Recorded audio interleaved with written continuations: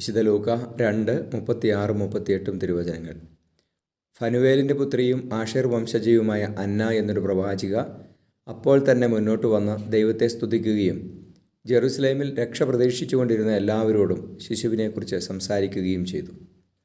പരിശുദ്ധ പരമദിവ്യകാരുണ്യ ഈശോയ്ക്ക് നേരവും ആരാധനയും സ്തുതിയും പുകഴ്ചയും ഉണ്ടായിരിക്കട്ടെ. ഈശോയെ, ഞങ്ങളങ്ങേ സ്തുതിച്ച് ആരാധിക്കുന്നു. അങ്ങയുടെ സ്നേഹത്തെ ഓർത്ത് നന്ദി പറയുന്നു.